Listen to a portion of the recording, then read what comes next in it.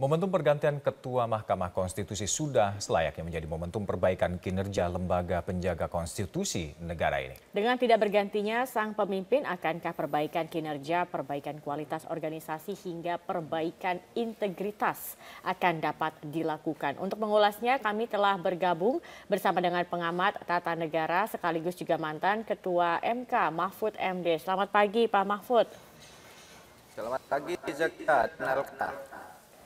Ya, Pak Mahfud, saya ingin tahu dulu komentar Anda. Ini terpilih kembali Ketua MK Arief Hidayat untuk yang kedua kalinya.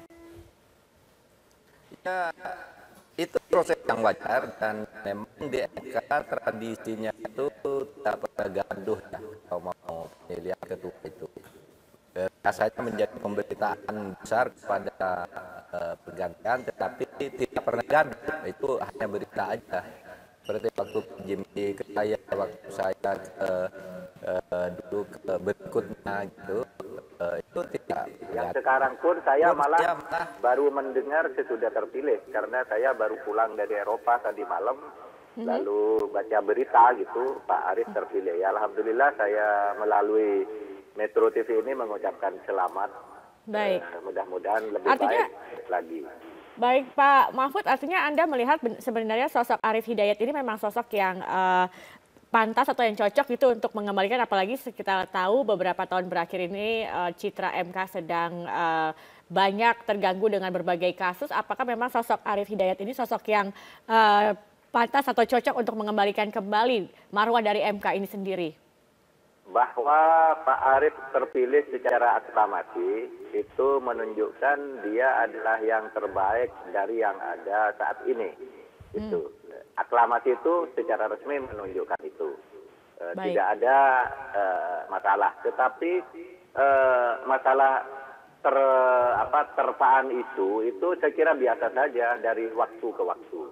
Dan Pak Arief ini memang mempunyai tugas berat karena beliau harus mengangkat MK dari keterpurukan sesudah ketua yang dulu Pak Akil Mukhtar itu terkena kasus. Kemudian pada masa Pak Arief juga ada kasus Patrialis Akbar, ada kasus pencurian dokumen dan sebagainya. Itu memang konsekuensi dari keterpurukan sebelumnya itu. Tetapi menurut saya Pak Arief cukup bisa mengendalikan MK dan menjaga MK sebagai lembaga yang independen. Meskipun juga sempat ada begitu kemarin ini aktivis dan masyarakat yang sempat mendesak Pak Arief mundur karena dianggap tidak mampu untuk membenahi lembaganya dengan berbagai kasus yang artinya tapi kalau Anda melihat ini memang sudah cukup mumpuni begitu, kinerjanya baik untuk memperbaiki MK dari penilaian Anda Pak Mahfud. Iya, pilihannya kan memang itu. Artinya orang dipaksa mundur dan sebagainya itu ya biasa saja. Setiap pejabat itu pasti ada yang pernah diminta mundur. Saya, Pak Jimli, Pak Hamdan dan sebagainya. Pasti kalau ada sesuatu itu pasti ada yang berkira aja mundur saja gitu. Tetapi yang penting seorang ketua MK itu harus teguh menjaga Mahkamah Konstitusi dan sekali lagi yang sering saya katakan jangan pernah mau dipengaruhi terutama oleh pemerintah. Dipanggil presiden, kalau saya dulu nggak mau dipanggil presiden. Saya bilang kalau ketemu presiden itu hanya di forum resmi terbuka, rapat-rapat. Kalau bertemu tertutup untuk berbicara perkara itu tidak boleh. Kenapa Pak Mahfud? Ya aturannya seorang ketua, iya tidak boleh dipanggil presiden, apalagi minta menghadap lalu bicara berdua gitu. Itu sama sekali tidak boleh. Nah itu yang harus dilakukan oleh independensinya itu kuat. Baik, Pak Mahfud, saya ingin tahu bagaimana juga pandangan Anda atau juga komentar Anda terhadap kinerja MK dari tahun ke tahun, apalagi dengan Arief Hidayat sebagai Ketua MK hingga saat ini. Anda melihatnya seperti apa kinerjanya dan juga apa evaluasi yang dapat Anda berikan, Pak Mahfud? Saya kira kurang fair kalau saya berbicara dari perspektif saya, bagaimana MK itu bekerja. Tetapi satu hasil penelitian misalnya yang dilakukan oleh Hendardi itu bagus, pernah dikutip di sebuah disertasi. Kalau zaman Pak Jimli itu kinerjanya bagus karena di situ menanamkan nilai-nilai akademis. Kemudian pada zaman saya itu karena nilai-nilai progresif, jadi hukum progresif itu dikembangkan. Lalu pada zaman Pak Akil itu sangat-sangat pragmatis. Itu hasil-hasil penelitian. Nah sekarang ini menurut saya Pak Arief dihadapkan pada warisan persoalan-persoalan yang ditinggalkan oleh Pak Akil, kemudian ditimpa lagi oleh kasus Pak Patrialis Akbar yang terpaksa ditangkap oleh KPK.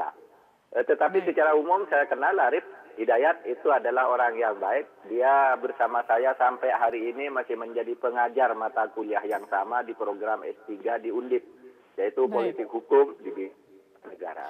Baik Pak Mahfud, tapi dari catatan Anda sendiri, apa catatan untuk perbaikan dari MK untuk saat ini? Oh, pertama ketegasan ya, ketegasan di dalam memutus perkara. Jangan sekali-kali berhubungan dengan orang yang punya perkara. Karena orang yang punya perkara itu pasti selalu mencari celah untuk menghubungi hakim. Yang kedua, saya kira ada sisa hutang yang belum diselesaikan sampai hari ini, yaitu hilangnya dokumen. Hilangnya dokumen, saya kira itu gampang dilacak kasusnya, karena dokumen perkara itu dokumen negara, dan dokumen negara yang di pengadilan itu sangat sensitif terhadap masyarakat, sehingga menurut saya itu harus diungkap, harus dianggap sebagai hutang Pak Arief dan kawan-kawan untuk diungkap ke publik siapa pelakunya dan apa motifnya. Pastilah itu melibatkan orang dalam, tidak mungkin kalau tidak orang dalam. Dan sekarang kasus itu tenggelam, tidak muncul Baik, ke ini tengah-tengah masyarakat. Ini PR besar untuk MK dan khususnya untuk Pak Arief Hidayat sebagai ketua begitu ya Pak Mahfud ya. Tidak. Satu lagi adalah bagaimana mengembalikan kepercayaan masyarakat terhadap institusi MK ini sendiri Pak Mahfud. Kalau kita lihat ini pernah di akhir 2013 sampai pertengahan 2014 terutama pada saat kasus Akhil Mukhtar ini sendiri, kepercayaan masyarakat terhadap MK sempat begitu rendah dan saat ini perlahan sudah mulai meningkat. Tetapi Pak Arief Hidayat pernah mengatakan untuk mencegah terjadinya kasus hukum yang menjerat hakim MK, para hakim diminta saling mengawasi. Apakah ini cara yang menurut Anda memang paling tepat, pengawasan antar hakim begitu? Iya betul, pengawasan antara hakim. Kalau dulu waktu saya memimpin MK itu, pertama hakim itu dilarang saling mengunjungi ke kamar masing-masing kalau untuk berbicara perkara. Hakim itu harus punya pendapat sendiri yang independen dan jangan menerima tamu yang diduga ada perkara. Nah itu saja, tetapi tentu yang artinya dihadapi tidak perlu ada lembaga untuk melakukan tugas check and balance juga Pak Mahfud? Loh, sekarang di MK itu ada majelis kehormatan atau dewan kehormatan hakim konstitusi, itu yang bisa mengawasi. Tapi kan check and balance dalam arti ketatanegaraan kan sudah. Secara politik MK itu diawasi oleh DPR. Artinya dia bisa dimintai keterangan dalam satu acara konsultasi dan itu sering dilakukan. Itu pengawasan politiknya. Pengawasan yuridisnya itu orang sering mengatakan MK atau KPK itu super body, tidak bisa diawasi. Itu bisa pengawasan yuridisnya bisa diawasi oleh pengadilan, kejaksaan dan polisi. Nyatanya hakim MK juga ditangkap kan, sudah karena memang ada pengawasan secara yuridis gitu. Lalu pengawasan sebelumnya juga preventifnya MK itu tentu hakim-hakimnya dipilih melalui sebuah proses seleksi. Nah tinggal sekarang ini proses seleksinya itu yang sebenarnya mungkin harus segera diperbaiki. Dulu ada perpunya Pak SBY yang dibatalkan oleh MK itu sebenarnya proses seleksi dan pengawasan itu cukup bagus di situ, tapi oleh MK dibatalkan. Yang ideal seperti apa untuk proses seleksi ini kalau Anda melihatnya Pak Mahfud? Menurut saya DPR itu tidak usah memilih hakim MK sendiri, tetapi mengesahkan saja dari sebuah panitia yang independen yang dibentuk secara berkala gitu. Panitia itu khusus nyeleksi hakim MK dan DPR tinggal menyetujui atau tidak dari tim independen itu.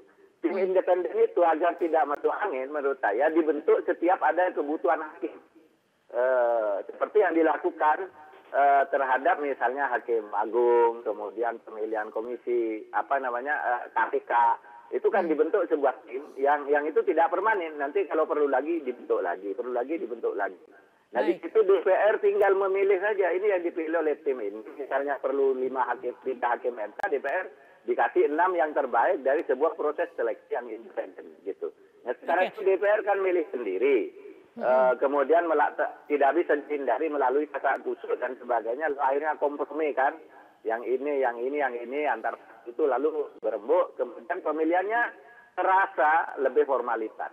Kalau mau objektif dibentuk sebuah panitia independen setiap ada pemilihan calon hakim itu. Baik, proses pemilihan ini juga diharapkan dapat menghasilkan hakim-hakim yang dapat dipercaya, begitu tidak lagi terulang kasus-kasus seperti yang dialami oleh Akil Mukhtar maupun juga yang terakhir juga menjerat Patrialis Akbar begitu. Tetapi sistem pengawasan antar hakim ini, Pak Mahfud, apakah ini benar-benar sebuah cara yang ideal? Kita tidak pernah tahu apakah hakim ini juga mengawasi ini benar-benar bisakah bersih begitu. Ada sempat majelis kehormatan hakim tetapi sifatnya represif begitu, Pak Mahfud. Apakah majelis kehormatan hakim ini harus ada sebuah badan sendiri untuk mengawasi internal hakim?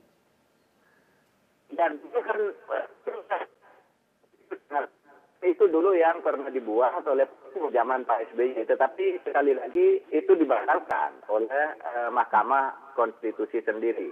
Nah oleh sebab itu ya kalau mau objektif MK-nya sendiri, waktu saya jadi ketua MK dulu kan saya selalu berteriak MK itu harus diawasi. Saya minta diawasi karena baru beberapa bulan menjadi hakim MK itu waktu itu godaannya banyak sekali, ada pejabat ingin ketemu, pengusaha ingin ketemu, orang berperkara ingin ketemu dan selalu mau bicara perkara, sehingga saya berteriak waktu tolong dong dibuat pengawas terhadap Mahkamah Konstitusi agar tidak terjadi penyelewengan itu. Tetapi pada waktu itu secara politis itu gagal. Hakim MK sendiri diantaranya ada yang mengatakan MK itu independen, tidak boleh diawasi oleh siapa-siapa. Artinya perlu ya Pak ya untuk pengawasan itu sendiri ya internal ini? Untuk sangat perlu, internal dan eksternal sangat perlu. Gitu. Bukan hanya internal saja, internalnya sekarang kan sudah ada itu majelis kehormatan gitu.